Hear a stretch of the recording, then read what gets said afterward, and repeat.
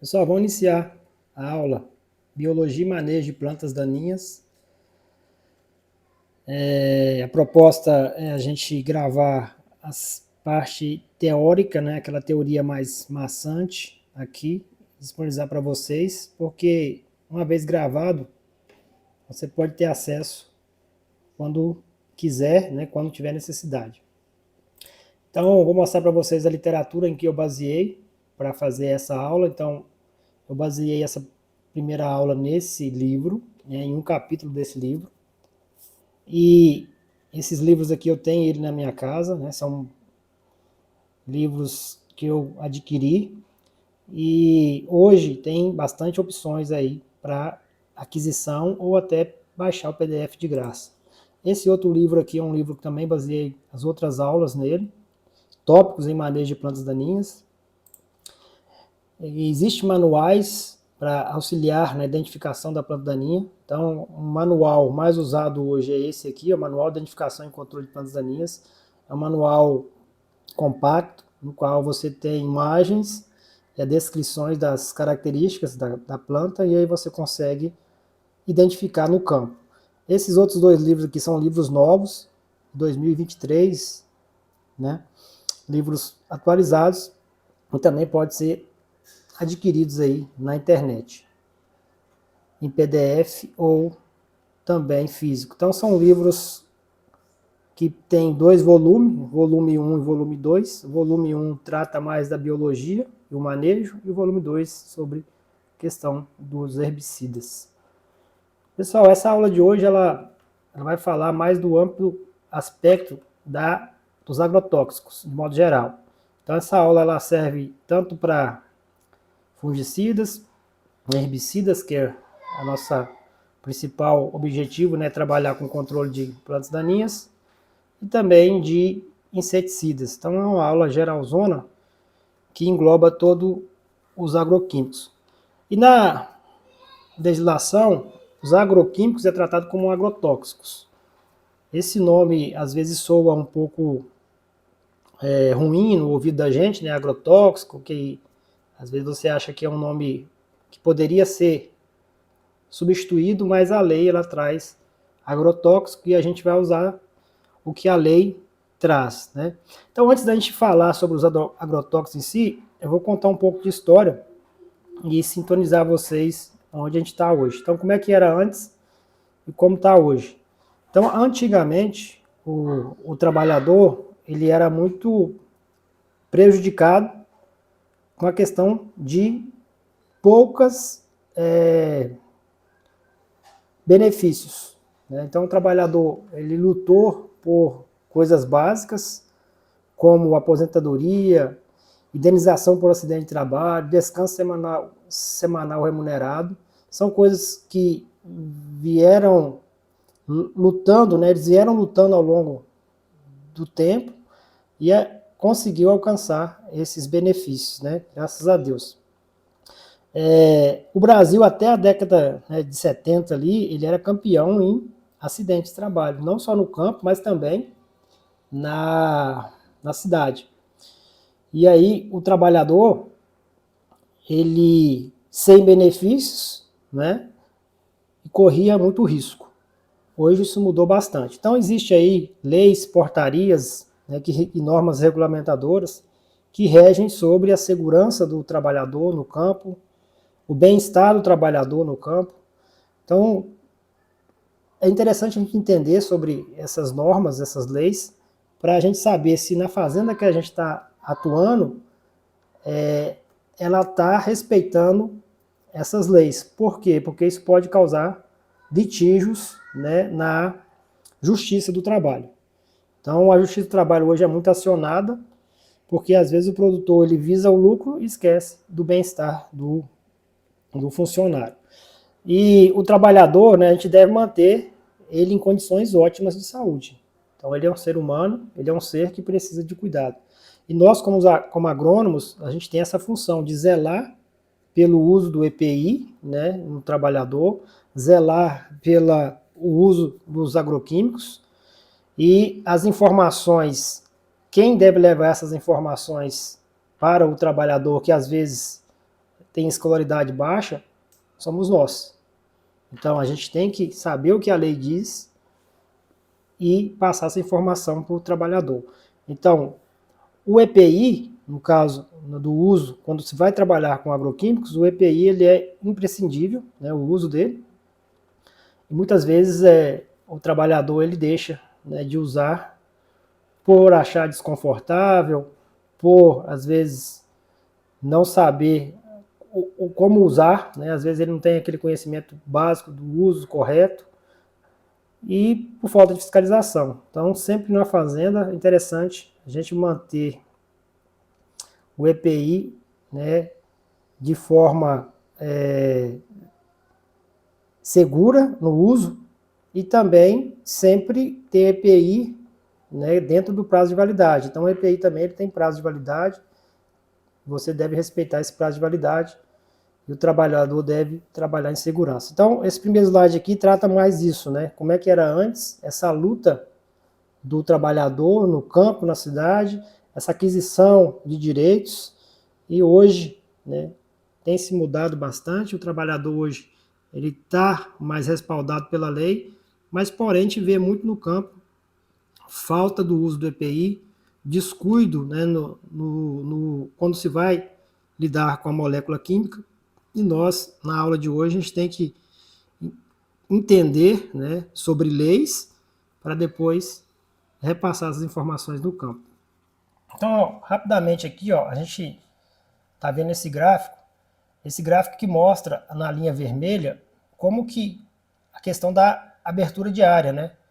Então, o Brasil ele vem abrindo áreas, porém a produtividade nesse verde aqui, ó, ela aumentou 360 vezes mais do que a abertura de área. O que é que isso mostra? Que a nossa produtividade ela vem aumentando devido ao uso de novas cultivares, devido ao uso de fertilizantes, né, devido a práticas modernas na agricultura, e também a gente não pode esquecer que os agroquímicos eles fazem parte também dessa evolução, né? Então a evolução verde que veio aí da década de 50, 60 para cá, ela trouxe, né, o uso de agroquímicos no campo, o aumento da produtividade. Então herbicida ele é extremamente importante para ter produtividade. Se a gente deixa a lavoura no mato, essa lavoura vai sofrer mato competição. O controle mecânico ele é inviável para grandes culturas. Imagina capinar soja e milho hoje, é inviável. Então o agroquímico ele veio para auxiliar e com isso aumentar essa produtividade. Então, só para a gente ter uma ideia, né? O Brasil, pessoal, ele existe leis, né, dos agrotóxicos. Essa lei ela é nova, então existia uma lei antiga que perdurou e hoje, né, de 2023 para cá, a gente tem uma lei atual, que é a 14.785. Nessa lei a gente encontra tudo sobre agrotóxico, armazenamento, sobre o registro, sobre o transporte e uso, tá? Então eu vou pedir a vocês, como atividade, para vocês abrirem essa lei e procurar, né, conceitos que interessam vocês e que é importantíssimo a gente saber. Então, tudo de agrotóxico no Brasil é regido por lei. Então, o transporte, o armazenamento, o registro, o uso, está lá na lei. Tá? Em 1945, o Brasil teve os primeiros usos de agrotóxico, né? Depois, em 1970, começou a intensificar esse uso e até hoje a gente sabe que sem, né, moléculas químicas é inviável a gente produzir. Então existe a nova lei e os decretos ainda são antigos. Então a gente tem decretos, né, de 2002 e 2006. O que é decreto?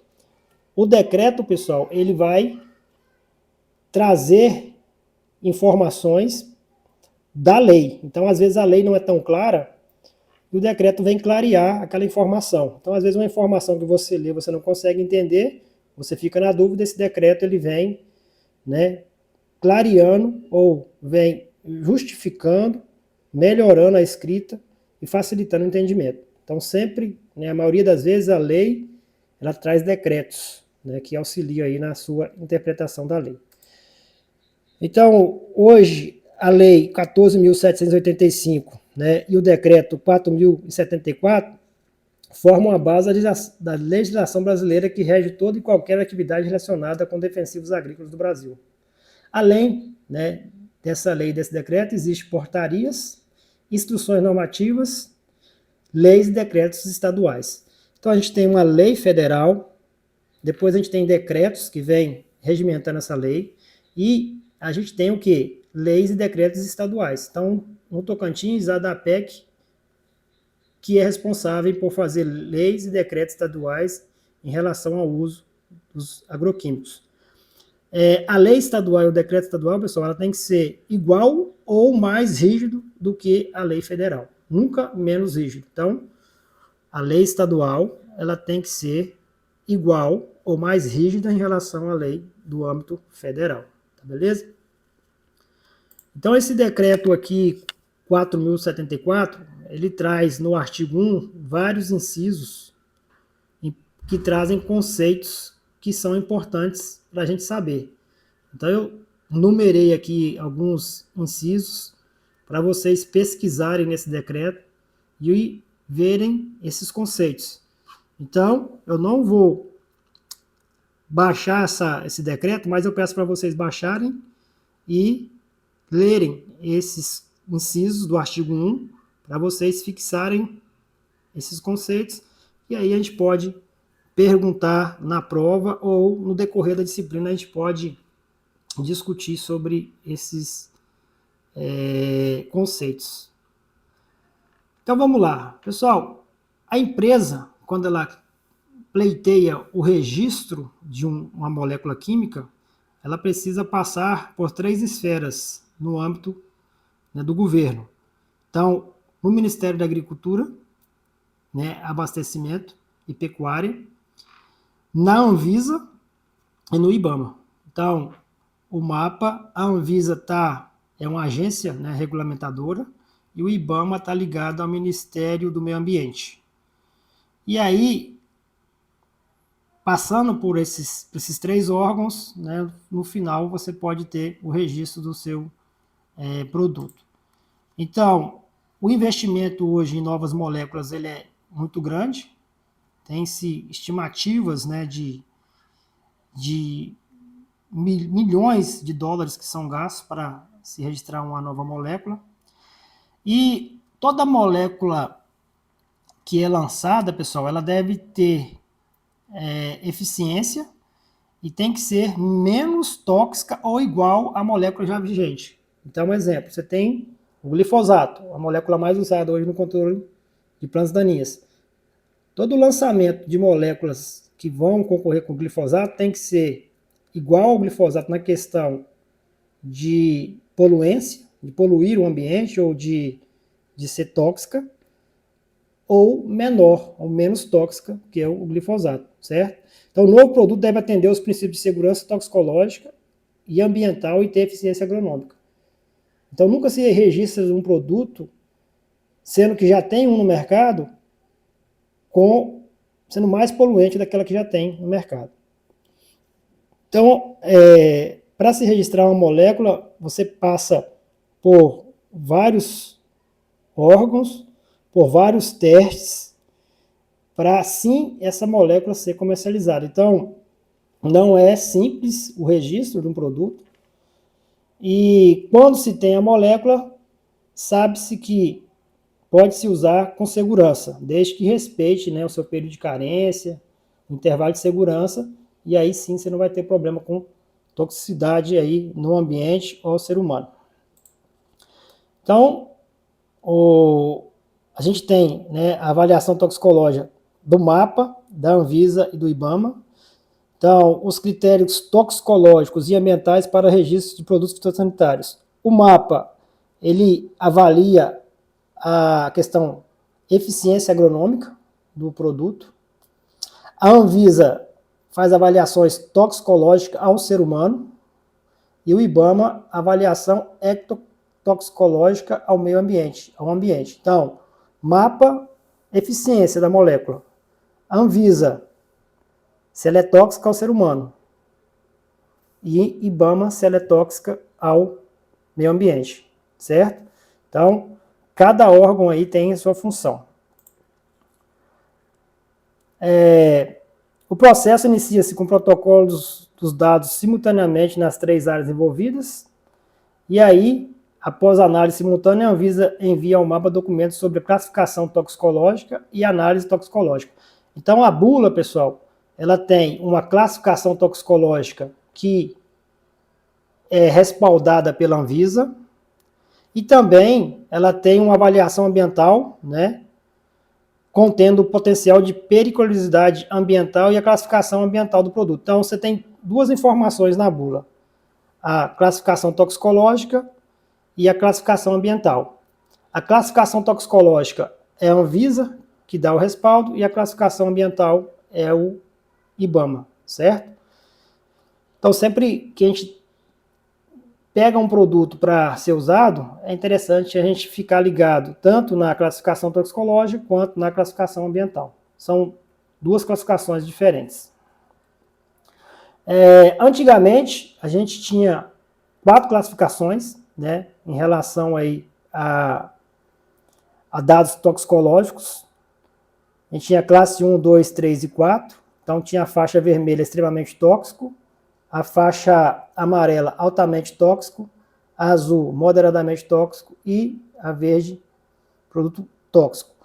Nesse caso aqui, pessoal, é em relação ao ser humano, tá? Essa classificação é da Anvisa, que é a classificação toxicológica. Hoje mudou. Então, hoje a gente tem uma nova classificação. Então, a Anvisa fez, né, uma avaliação e mudou essa classificação. E a nova classificação hoje, ela tem 5 categorias e produtos não classificados. Então, você tem categoria 1, 2, 3, 4, 5 e não classificados. Então, categoria 1, produto extremamente tóxico, faixa vermelha. Categoria 2, produto altamente tóxico, faixa vermelha também. Tudo em relação a ser humano, né, em relação à classificação toxicológica ao homem. Categoria 3, produto moderadamente tóxico, faixa amarela. 4, produto pouco tóxico, faixa azul. 5, produto improvável de causar dano agudo, faixa azul. E produto não classificado, faixa verde. Muitas vezes aqui, na maioria das vezes, são os biológicos, que também são regidos pela lei de agrotóxicos, tá? Então, a classificação toxicológica de um produto poderá ser determinada com base nos seus componentes, nas suas impurezas e em outros produtos similares. Para cada categoria, haverá indicação de danos em caso de contato com a boca, pele e nariz. Então, não é porque o produto está em baixa categoria que eu posso usá-lo de qualquer maneira, né? Eu preciso usar luva, não posso pegar, né, nesse produto em contato com a pele. Então, a categoria ela vai te dar um indicativo, né, de eu ter mais ou menos cuidado, mas o cuidado ele deve prevalecer. E aí, pessoal, a gente tem, na questão desse limiar máximo de resíduos, né, que determina o período de carência e intervalo de segurança. Então, todo o produto ele tem um período de carência, ou seja, eu apliquei aquele intervalo entre a aplicação e a comercialização é o período de carência, ou intervalo de segurança. E esse período de carência aí, ele é baseado em estudos feitos, né? Então, você faz estudos com dose zero, com doses que não produzem efeito tóxico, isso é feito em ratos, né, em animais, e com dose que apresenta efeitos danosos aos animais. Então, você faz essas 3 doses, num prazo aí de 2 anos, nesses animais, e aí você consegue chegar nesse período de carência e saber, né, qual é o máximo daquela produto que eu posso ingerir e que não vai me causar nenhum dano, né, nenhum dano ao longo dos anos. Então, sempre devemos respeitar aí o período de carência. Aqui é um estudo feito pela Anvisa, na qual ela avalia os alimentos aí nos mercados, no Ceasa, e aí a Anvisa ela vai atestar se esse produto ele respeitou ou na comercialização, né, seja do tomate, seja de um pimentão, do abacaxi, se houve ou não o respeito ali ao período de carência. Então, se vocês verem aqui, ó, 50% dos produtos, né, ocorreu o que? Ausência de resíduos. Em 28% estavam no limite permitido e 23% estavam em conformidade, com inconformidade, ou seja, não respeitou o período de carência. Então sempre a Anvisa faz esses estudos e sempre ela solta, né, essas informações aí para a gente estar sabendo qual é o produto que tem mais problema com acúmulo aí de moléculas tóxicas. Na maioria das vezes as hortaliças, né, são os mais problemáticos, ou as HFs que a gente fala, né, hortifrutigranjeiros, como tomate, como morango, pimentão. Às vezes o produtor não respeita esse período de carência e aí pode ter problemas em relação a ter uma quantidade maior, né, daquela molécula do que o preconizado aí pela bula, tá? Aí, pessoal, a gente tem também a avaliação ambiental. A avaliação ambiental, ela é responsabilidade do IBAMA. Aí sim, você tem vários parâmetros que são analisados, tem características físicas e químicas do produto.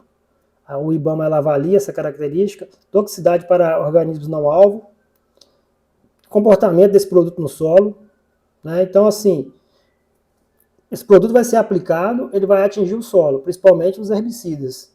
E no solo, como é que vai se comportar essa molécula? Qual é o período, né, de durabilidade dessa molécula no solo? Quanto tempo ela vai demorar para degradar? Ela vai eliminar a macrofauna daquele solo?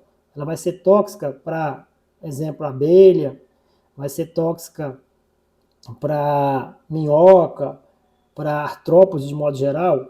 No caso de toxicidade para organismo não alvo, principalmente a abelha. E a parte 4, toxicidade para animais superiores, incluindo potencial genotóxicos, embriofetotóxicos e carcinogênicos. Então, se vai haver mutações, se vai afetar, né, a questão da natalidade daqueles animais, se vai causar câncer naqueles animais. Então, isso tudo é avaliado antes de se registrar um produto.